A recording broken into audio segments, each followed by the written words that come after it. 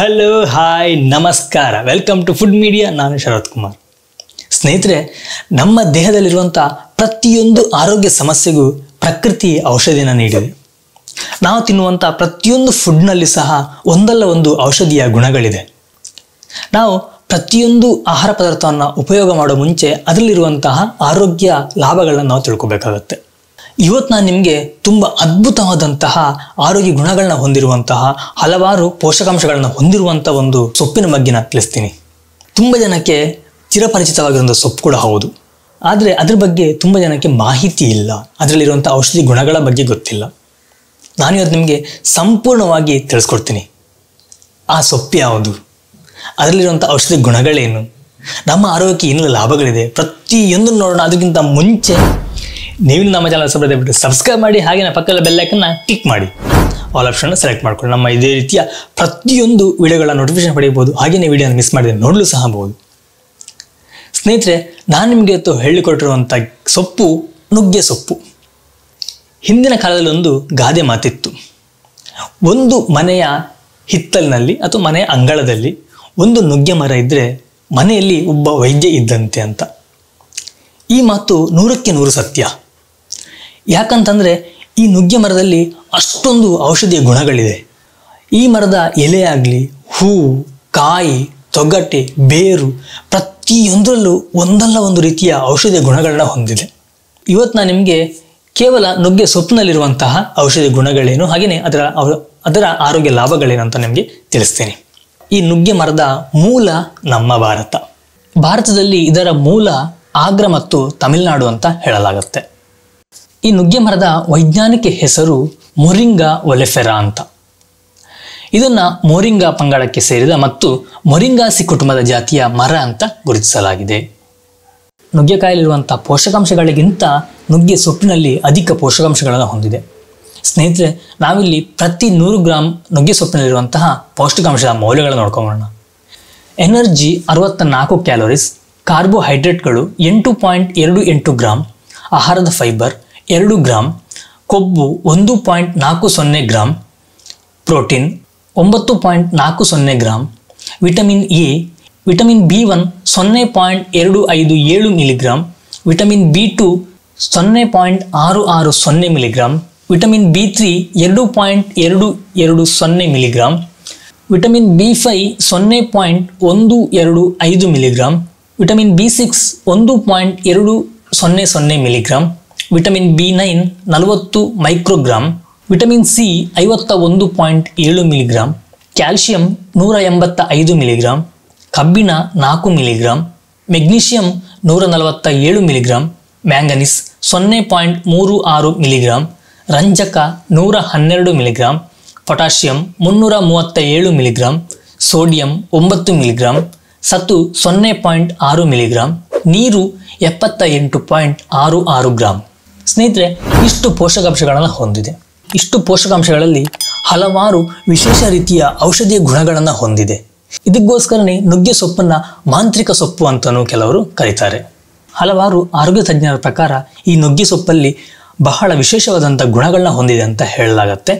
ಇವತ್ತಿನ ದಿನ ಈ ನುಗ್ಗೆ ಸೊಪ್ಪಿನ ಬಗ್ಗೆ ಹಲವಾರು ಸಂಶೋಧನೆಗಳು ನಡೀತಾ ಇದೆ.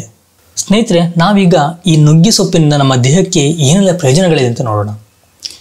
ನೀವು ಒಂದು ವೇಳೆ ಈ ವಿಡಿಯೋನ ಸಂಪೂರ್ಣವಾಗಿ ನೋಡಿದ್ದೇ ಹೌದಾದರೆ ನೀವು ಪ್ರತಿದಿನ ಈ ನುಗ್ಗೆ ಸೊಪ್ಪನ್ನು ನಿಮ್ಮ ಅಡುಗೆಯಲ್ಲಿ ಅಥವಾ ಪಲ್ಯ ಮಾಡಿ ತಿಂತೀರಿ. ಯಾಕಂದರೆ ಅಷ್ಟೊಂದು ಔಷಧಿ ಅಂಶಗಳನ್ನು, ಅಷ್ಟೊಂದು ಪ್ರಯೋಜನಗಳನ್ನು ಹೊಂದಿದೆ. ಈ ನುಗ್ಗೆ ಸೊಪ್ಪಿನಲ್ಲಿ ಯಥೇಚ್ಛವಾದ ಆಂಟಿ ಆಕ್ಸಿಡೆಂಟ್ಗಳು, ವಿಟಮಿನ್ ಸಿ, ಜಿಂಕ್ ಹಾಗೆ ಇತರ ಸಕ್ರಿಯ ಪೋಷಕಾಂಶಗಳನ್ನು ಹೊಂದಿದೆ. ಈ ಪೋಷಕಾಂಶಗಳು ಕ್ಯಾನ್ಸರ್ ಕಾಯಿಲೆಗೆ ಕಾರಣವಾಗುವಂತಹ ಫ್ರೀ ರಾಡಿಕಲ್ಗಳ ವಿರುದ್ಧ ಹೋರಾಡಿ ದೇಹದಲ್ಲಿ ಕ್ಯಾನ್ಸರ್ ಕೋಶಗಳನ್ನು ನಾಶ ಮಾಡಲಿಕ್ಕೆ ಸಹಕಾರಿಯಾಗುತ್ತೆ. ಈ ಸೊಪ್ಪಿನಲ್ಲಿ ಅತಿ ಹೆಚ್ಚಿನ ಪ್ರಮಾಣದ ಕರಗದ ನಾರು ಇದೆ. ಈ ಸೊಪ್ಪನ್ನು ಜೀರ್ಣಿಸಿಕೊಳ್ಳಿಕ್ಕೆ ದೇಹಕ್ಕೆ ಹೆಚ್ಚಿನ ಕೊಬ್ಬಿನ ಅವಶ್ಯಕತೆ ಬೀಳುತ್ತೆ. ಅದಲ್ಲದೆ ರಕ್ತದಲ್ಲಿನ ಸಕ್ಕರೆ ಮಟ್ಟವನ್ನು ಕಡಿಮೆಗೊಳಿಸಿ ದೇಹದ ತೂಕ ಇಳಿಲಿಕ್ಕೆ ತುಂಬಾನೇ ಸಹಕಾರಿಯಾಗಿದೆ. ಇದರಲ್ಲಿರುವಂತಹ ಪೋಷಕಾಂಶಗಳು ಚರ್ಮದ ಬುಡದಿಂದ ಪೋಷಣೆ ನೀಡುವ ಕಾರಣ ಚರ್ಮದ ಅಡಿಯಲ್ಲಿ ಕೀವು ತುಂಬಿಕೊಳ್ಳುವುದರಿಂದ ರಕ್ಷಣೆ ನೀಡುತ್ತೆ. ಅಲ್ಲದೆ ಚರ್ಮದ ಸೂಕ್ಷ್ಮ ರಂಧ್ರಗಳ ಮೂಲಕ ಕಶ್ಮಲಗಳನ್ನು ನಿವಾರಿಸಿ ಕಾಂತಿಯುತ ಮತ್ತು ಆರೋಗ್ಯಕರ ತ್ವಚೆಯನ್ನು ಪಡೆಯಲಿಕ್ಕೆ ನೆರವಾಗುತ್ತೆ. ಇತ್ತೀಚಿನ ದಿನಗಳಲ್ಲಿ ನಮ್ಮ ದೇಹದ ಮೇಲೆ ಹಲವಾರು ರೀತಿಯ ಕ್ರಿಮಿಗಳು, ರೋಗಾಣುಗಳು ದಾಳಿ ಮಾಡ್ತಾ ಇದೆ. ಇವುಗಳಿಂದ ರಕ್ಷಣೆ ಪಡೆಯಲಿಕ್ಕೆ ಈ ಸೊಪ್ಪು ನಮಗೆ ನೆರವಾಗುತ್ತೆ. ಇದರಲ್ಲಿ ರೋಗನಿರೋಧಕ ಶಕ್ತಿ ಉತ್ತಮವಾಗಿದ್ದು ಇದು ನಮ್ಮ ದೇಹದಲ್ಲಿ ರೋಗನಿರೋಧಕ ಶಕ್ತಿಯನ್ನು ಹೆಚ್ಚಿಸಲಿಕ್ಕೆ ತುಂಬಾ ಸಹಕಾರಿಯಾಗುತ್ತೆ.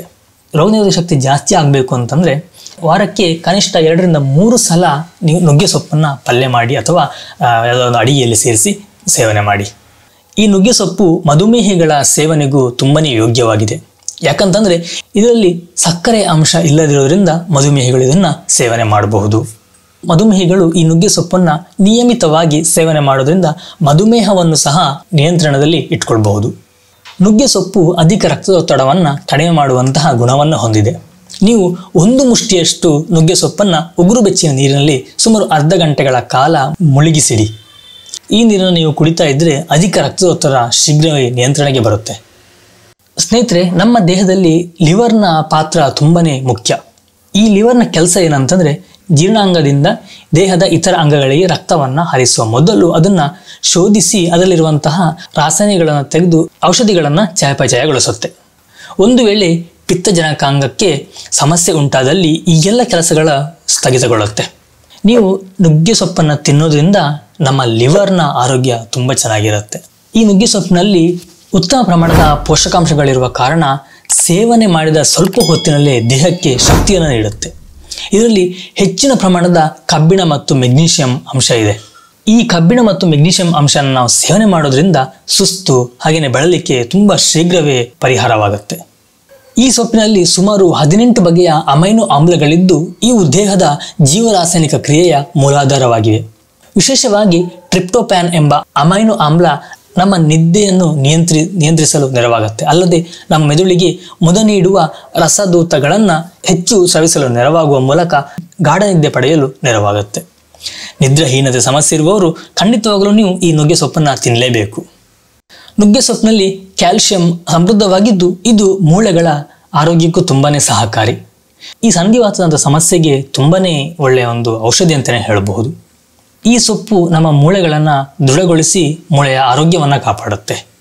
ನಾನು ನಿಮಗೆ ಲಾಸ್ಟ್ ವಿಡಿಯೋದಲ್ಲಿ ಹೇಳಿದ್ದೆ ಈ ನುಗ್ಗೆ ಸೊಪ್ಪು ಒಂದು ಕಾಮೋತ್ತೇಜಕವಾಗಿಯೂ ಸಹ ಕೆಲಸ ಮಾಡುತ್ತೆ ಅಂತ. ಇದು ನೈಸರ್ಗಿಕವಾಗಿ ಕಾಮೋತ್ತೇಜನವನ್ನು ಮಾಡುವಂತಹ ಕೆಲಸವನ್ನು ಸಹ ನಿರ್ವಹಿಸುತ್ತೆ. ಇದು ನೈಸರ್ಗಿಕವಾಗಿ ನಪುಂಸಕತ್ವ ನಿವಾರಕವೂ ಸಹ ಆಗಿದೆ. ನುಗ್ಗೆ ಸೊಪ್ಪಿನ ರಸವನ್ನು ಸ್ವಲ್ಪ ಜೇನು ಮತ್ತು ಎಳನೀರಿನೊಂದಿಗೆ ಬೆರೆಸಿ ಕುಡಿಯುವ ಮೂಲಕ ಅತಿಸಾರವನ್ನು ತಕ್ಷಣ ನಿಲ್ಲಿಸುತ್ತೆ. ಭಾರತದ ಹಳ್ಳಿಗಳಲ್ಲಿ ಇವತ್ತಿಗೂ ಈ ಔಷಧಿಯನ್ನು ಮಾಡ್ತಾ ಇದ್ದಾರೆ. ನುಗ್ಗೆ ಸೊಪ್ಪಿನ ಸೇವನೆಯು ಮರೆಗುಳಿತನದ ಸಮಸ್ಯೆಯಿಂದಲೂ ಸಹ ನಮ್ಮನ್ನು ದೂರವಿಡುತ್ತೆ. ಈ ಎಲೆಗಳಲ್ಲಿರುವಂತಹ ವಿಟಮಿನ್ ಸಿ ಮತ್ತು ಇ ಆರೋಗ್ಯವನ್ನು ವೃದ್ಧಿಸುತ್ತೆ.